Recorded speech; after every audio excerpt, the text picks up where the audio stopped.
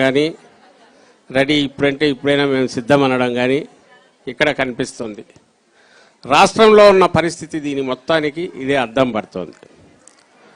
రెండు రకాలుగా, ఒకటి ఈరోజు మనం ఏ సందర్భంలో అయితే ఒక నిరసన కార్యక్రమాలు టేకప్ చేశాము,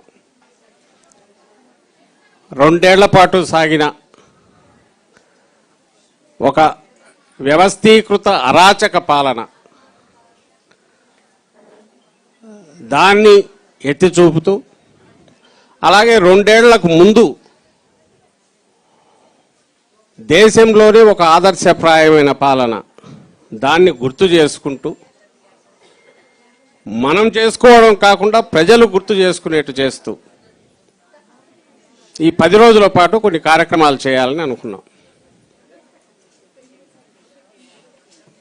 అందులో భాగంగానే అందరికంటే ఎక్కువగా మోసపోయింది, నష్టపోయింది, దోపిడీకి గురైంది ఈ 2 ఏళ్లలో మహిళలే.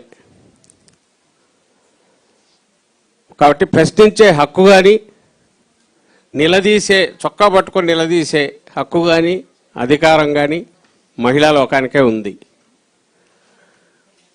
అలాగే నేనన్న 2 ఏళ్లకు ముందు తమకు పెద్దపీట వేసి కుటుంబంలో భాగస్వామ్యం అంటే 50-50 అంటే రియల్ 50 కాదు 60% ఆమెకు ప్రపంచమైన పిల్లలు అంటే భవిష్యత్తు. ఈ రెండే ఏ పాలనకైనా అవి ఎంత మెరుగ్గా ఉన్నవి అనేది గీటురాయి అనుకుని మనసా వాచా దానికి కట్టుబడిన మన పాలన, జగన్మోహన్ రెడ్డి గారి పాలన, జగనన్న పాలన. ఇది గుర్తు చేసుకోవడానికి కావాల్సినవి మనకు ఇవి ఉన్నాయి, సాక్ష్యాలు ఉన్నాయి.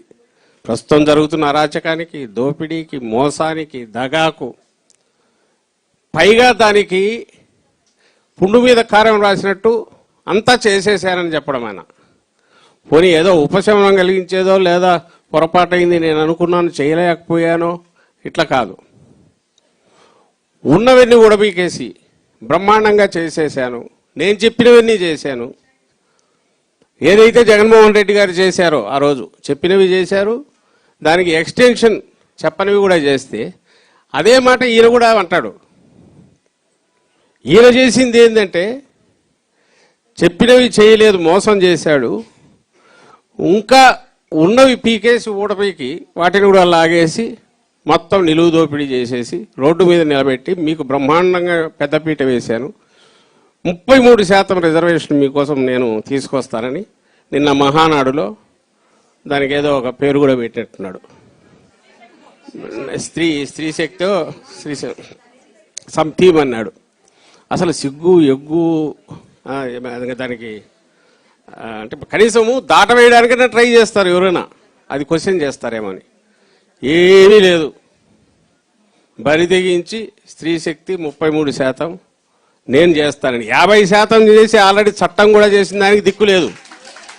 ఈరోజు ఏమైంది అనేది అడగాలి. ఆ 50% జగన్మోహన్ రెడ్డి గారు చేసి 50% దాటి ఇచ్చి ఏ స్టేజ్ చూసినా కళకళలాడుతూ మొత్తం మహిళా నాయకురాళ్లతో నిండి ప్రజాప్రతినిధులుగా కావచ్చు, నామినేటెడ్ పోస్టులు కావచ్చు, జెడ్పీ చైర్పర్సన్లు కావచ్చు, మేయర్లు ఇక్కడే ఉన్నారు మన దగ్గర. కార్యక్రమాల వల్ల రాలేని వాళ్ళు ఉండొచ్చు జిల్లాల్లో. మనం చేస్తే ఆ చట్టం ఏమైందో తెలియదు, ఈరోజు దాన్ని ఊసేలేదు. ఈయన 33% ఇప్పుడు ఇస్తానంటున్నాడు. ఇంకా దానికి ఆ బరితెగింపుకు ఏమని పేరు పెట్టాలా? ఒకవేళ మనం క్వశ్చన్ చేసినా మనది ఏకాకి గొంతులాగా ఉంటుంది, బయట రాకుండా ఒక 10,000 పెంపుడు గొంతుకలు ఏవైతే తను పోషిస్తాడో తాను తయారు చేసుకున్నాడు కృత్రిమంగా. మన కర్మకి ఇప్పుడు ఏఐ ఒకటి వచ్చింది, ఇంకేం చేస్తాడో తెలియదు. దాంతో లక్షలైనా క్రియేట్ చేసినా చేయగలడు. ఎందుకంటే తన శక్తియుక్తులన్నీ అతను పెట్టే దాంట్లోనే పెడతాడు. 1,00,000 మంది మారీచులకు సమానం. మాయా యుద్ధం చేయడంలో ఆయనకు వేరే పని. జగన్మోహన్ రెడ్డి గారికి 14 వేసిన నుంచి ప్రజలకు ఎక్కువ మందికి ఎక్కువ మేలు ఎట్లా చేయాలని ఆయన ఆలోచిస్తే, అలాగే మనం ఇచ్చిన ప్రతి రూపాయి వాళ్ళు సద్వినియోగం చేసుకుని వాళ్ళు మరింత బాగుపడి సొంత కాళ్ళ మీద నిలబడేట్టు వాళ్ళకి ఎన్ని దారులు క్రియేట్ చేయాలని ఆయన ఆలోచిస్తే, ఇతనికి ఆ పనే ఉంది. అసలు ఆలోచించాల్సిన అవసరమే ఉంది. అసలు ఇద్దరి మధ్య బేసిక్ తేడా, జగన్మోహన్ రెడ్డి గారు దేవుడి దయ ప్రజల ఆశీస్సులు అని ఈయన అనుకుంటాడు. చంద్రబాబు నాయుడు నన్ను తీసుకోవడం మీ అదృష్టం, నా కోసం మీరు పూజలు చేసుకోండి అని మొన్న ఎప్పుడో పిలిపించినట్టున్నాడు. ఆయన మరి ఇంక తనకి ఏం చెప్తావు, ఇది నవ్వాలనో ఎడవాలనో కూడా అర్థం కాదు వాళ్ళు చేసేసి. ఎవరన్నా ఒక రాజకీయ నాయకుడు లోపల ఉండొచ్చు, పైకి కనీసం ఏదో మీ సేవ కోసం ఉన్నానని అనాలి. అది కూడా ఏం లేదు.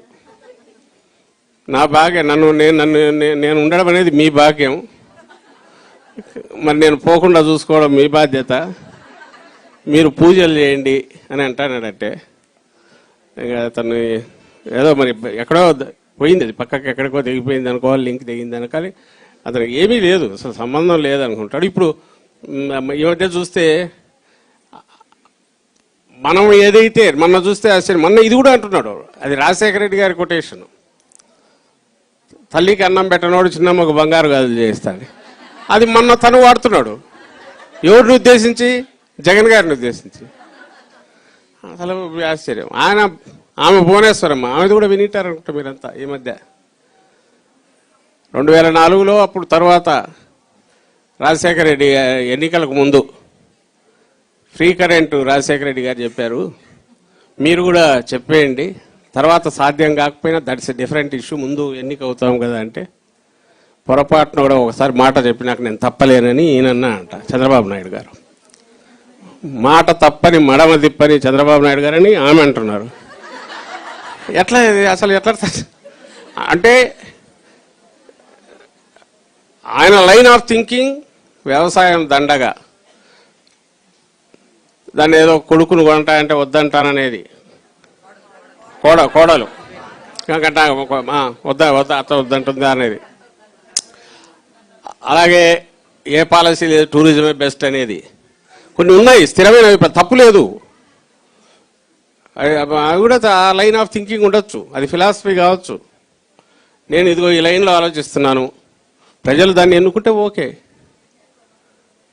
అంతేగాని నీది కానిది నువ్వు క్లెయిమ్ చేయడం ఏందని. జగన్మోహన్ రెడ్డి గారో లేదా అంతకుముందు రాజశేఖర రెడ్డి గారో తాము ఏదనేది వాళ్ళ ప్రతి మాట ప్రతి అడుగు ఆ రెండిట్లో తేడా ఉండదు. ఈ రోజుకు ఉండదు. ఈ రోజుకు జగన్మోహన్ రెడ్డి గారికి ఒక్కటి చెప్పు, నీకు అధికారం 10 ఏళ్ల పాటు శాశ్వతం